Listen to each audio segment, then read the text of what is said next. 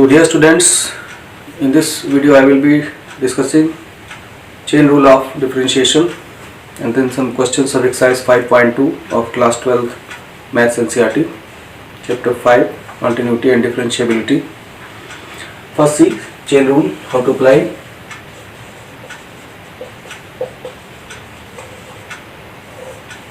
तो chain rule में mainly जो भी आपको नॉर्मल एक कोई फंक्शन दिया होता है आप dy by D X find करते हैं। तो अगर वो सिंपल x का फंक्शन है तो आप इजीली इसको फाइंड कर लेते हैं, लेकिन अगर वो सीधे सीधे स्टैंडर्ड रिजल्ट वहाँ अप्लाई नहीं हो पाते हैं तो फिर आपको वहाँ पर एक सब्स्टिट्यूशन करना पड़ता है। तो इस फॉर्म में लिखेंगे इसको आप dy by D T upon D X by D T, या इसको ऐसे भी लिख सकते हैं dy by D T into D T by D X. तो एक्चुअल क्वेश्चंस का एग्जांपल लेते हैं तो वहाँ पर आपको क्लियर हो जाएगा। टी आपका एक इंटरमीडिएट सब्स्टिट्यूशन होगा। सब्स्टिट्यूशन आपका एक बार भी हो सकता है, एक से ज़्यादा बार भी करना पड़ सकता है। ये डिपेंड करेगा कि कैसा फंक्शन आपको दिया हुआ है। तो पहला क्वेश्चन देखते हैं, क्वेश्चन नंबर 1 एक्सरसाइज 5.2।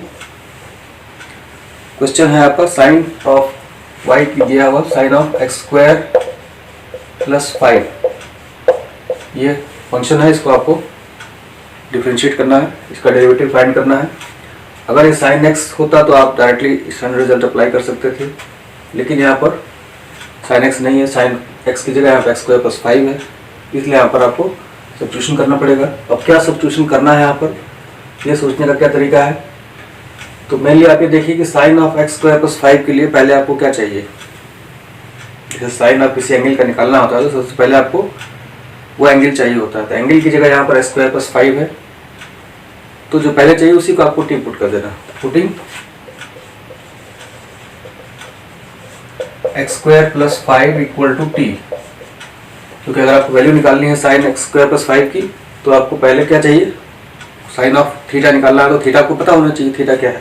ऐसे थीटा की जगह यहाँ पर एक्स स्क्वायर प्लस 5 है, तो इसको टी पुट किया। अब y क्या बन गया आपका, ये सब्स्टिट्यूशन यहाँ पे कर देंगे, y equal to sine T. ये आपका एक स्टैंडर्ड फंक्शन जो होता है उसके फॉर्म में आ गया।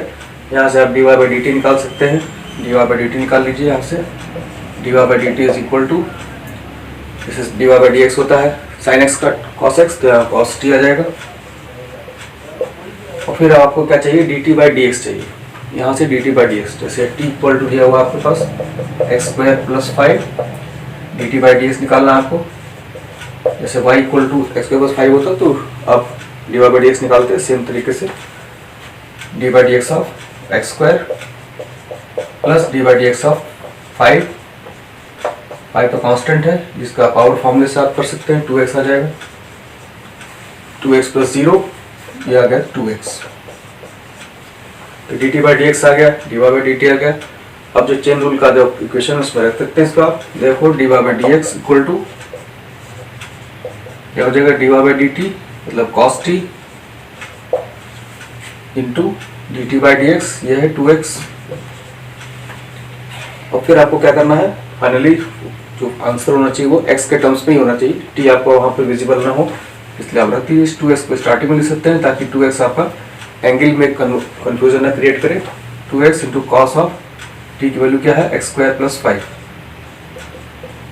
तो इस तरीके से आपको चेन रूल के क्वेश्चंस को अटेम्प्ट करना है कि पहले जिस फंक्शन को दिया हुआ है उसमें ये देखना है कि वो फंक्शन को वैल्यू कैसे निकालेंगे। आप जैसे sine of X square plus 5 निकालने के लिए जो एंगल की जगह है यहाँ पर साइन थीटा की जगह थीटा मालूम होना चाहिए आपको। तो जो चीज़ चाहिए बेसिक पहले यही चाहिए आपको, तो इसी को आप टी पुट कर देंगे, उसके बेसिस पर फंक्शन आपका सिंपल हो जाएगा। तो D Y by D T यहाँ से निकाल लिया, यहाँ से D T by D X find कर लिया, और ये आपका फिर चेन रूल में इसको रख दिया, ये आपका रिक्वायर्ड डेरिवेटिव हो जाएगा।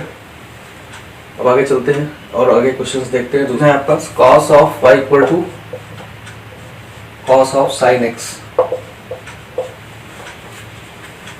तो यहाँ भी आप देख सकते हैं कि ये cos ऑफ थीटा की जगह यहाँ पर साइन एक्स है, तो सेम टाइप का लॉजिक अप्लाई करके साइन एक्स को आप टी पुट करेंगे।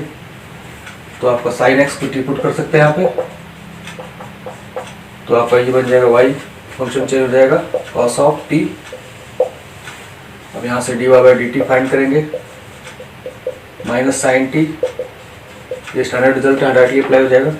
यहाँ से D T by D X find करेंगे आप, जैसे T equal to sine X, D T by D X आपका हो जाएगा कॉस एक्स। अब इसके बाद चेन रूल का इक्वेशन होता है D Y by D X equal to D Y by D T into D T by D X. तो ये हो जाएगा आपका कितना, D Y by D T की value minus sine T into D T by D X cos x.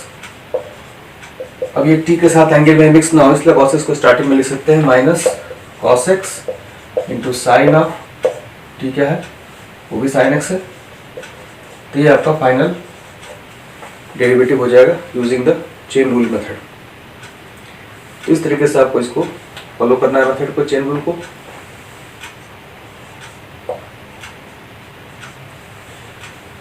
इनलिए आपको देखना है कि कॉस ऑफ साइन एक्स कैसे निकालना है, क्या चाहिए आपको। कॉस एक्स साइन एक्स की वैल्यू आपको चाहिए होगी तो थीटा की जगह पहले थीटा पता होगा तभी आप कॉस ऑफ थीटा फाइंड कर सकते हैं।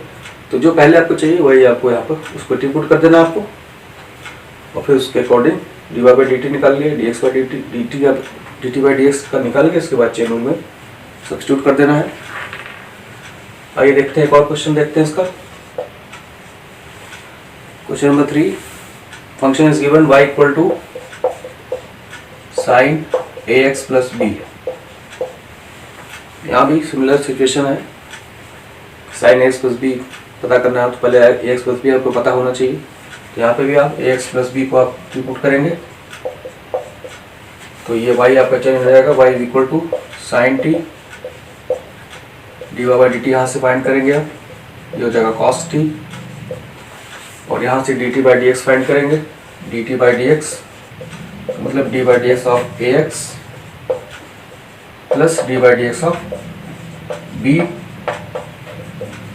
ये तो कांस्टेंट है यहाँ पर, ये कांस्टेंट इधर आ जाएगा, A into D by D X of X plus 0, ये आपका आ गया ए इंटू 1, ये आ गया। अब आपको दोनों वैल्यू मिल गई, D Y by D X का जो चेन रूल है अप्लाई करिए, D Y by D T into D T by D X, तो D Y by D T हुआ कॉस टी इंटू ए, और ये एंगल में मिक्स ना हो इसलिए इसको स्टार्टिंग में दीजिए, A cos T that is A cos of, क्या हो जाएगा टी की value A X plus B, ये इसका रिक्वायर्ड डेरिवेटिव हो जाएगा। इस तरह से चेन रूल को अप्लाई करना है, जो भी फंक्शन दिया है वो किस तरीके का है उसके ऊपर डिपेंड करेगा कि आप उसको बेसिकली क्या पहले सबसे उस फंक्शन की वैल्यू निकालना है तो स्टार्टिंग में क्या चाहिए आपको, वो उस स्टेप को देखते हुए आप डिसाइड करेंगे कि उसका किस पार्ट को आपको सब्स्टिट्यूट करना है। एक और क्वेश्चन देखते हैं, question number 4, tan of root x sec of tan of root x।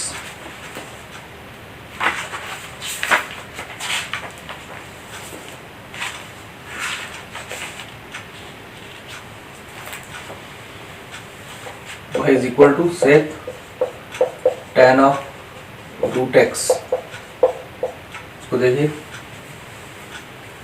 sec of tan of root x, तो यहाँ पे भी आप sec थीटा जैसे इसको आप मानते हैं, इससे थीटा की जगह ये लिखा हुआ है तो फिर इसको सब्स्टिट्यूट करेंगे आप, tan root X equal to T put कर देंगे तो ये आ जाएगा y equal to sec T,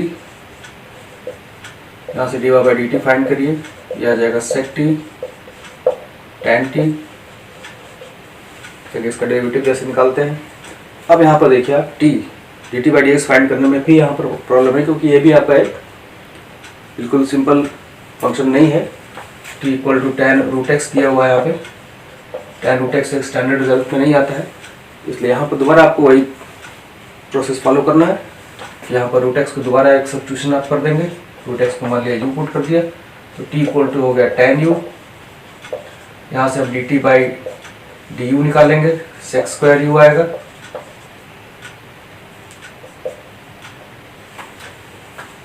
और यहाँ पर आपको फिर D U by D X निकालना होगा। u की वैल्यू आपके पास रूट एक्स है तो यहाँ से D U by D X find करेंगे, रूट एक्स का डेरिवेटिव 1/2 रूट एक्स हो जाएगा।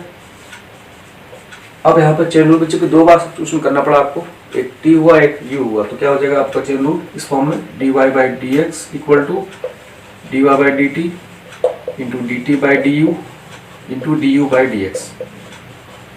ये दोनों सेम, ये दोनों सेम।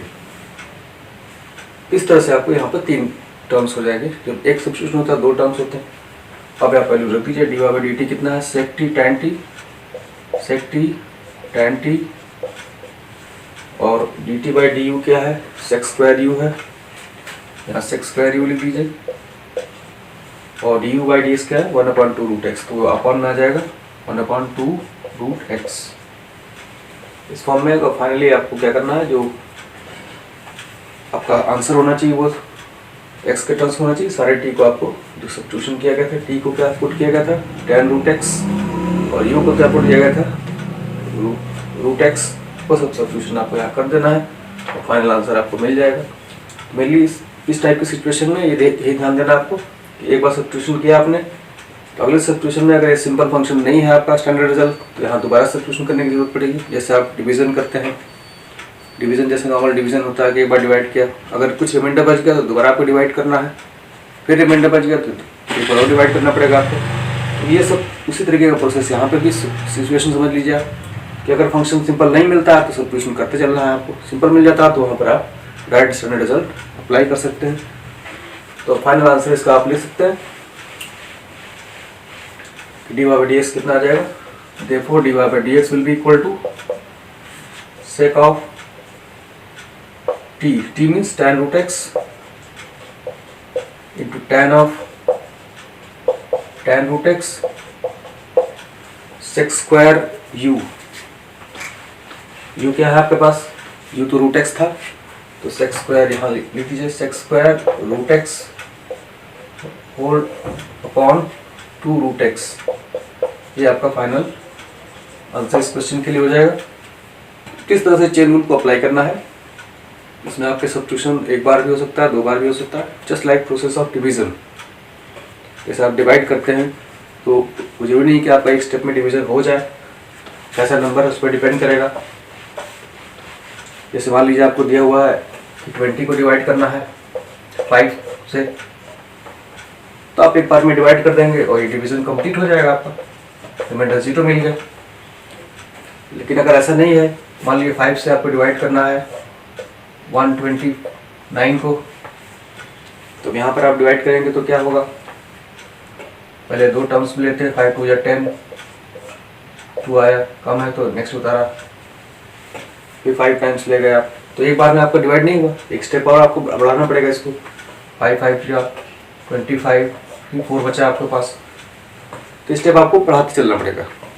अगर डेसिमल लगाएंगे तो जब उसी तरीके का कुछ यहाँ पर प्रोसेस समझिए, बिल्कुल एग्जैक्टली वो नहीं है, लेकिन सिचुएशन कुछ उससे मिलती जुलती है कि जब तक आपको ऐसे फंक्शन मिलते जाएंगे जो स्टैंडर्ड रिजल्ट जहाँ नहीं अप्लाई हो सकता है, वहाँ पर आपको सब्स्टिट्यूशन के प्रोसेस को कंटिन्यू करना है, 2 बार करना है, 3 बार करना है, ये चीज़ आपको ऐसे मिलती रहेगी। ये स्टेप आपको बढ़ते जाएंगे, जैसे D Y by D T है, D T by D U है, डी यू बाई डी भी हो सकता है, फिर D V by D X आ सकता है, तो उसमें 4 टर्म्स हो जाएंगे। इस तरीके से इन क्वेश्चन को करना है। तो आई थिंक ये प्रोसेस अब आपको क्लियर हो गया होगा कैसे चेन रूल अप्लाई करना है। So that's all in this video.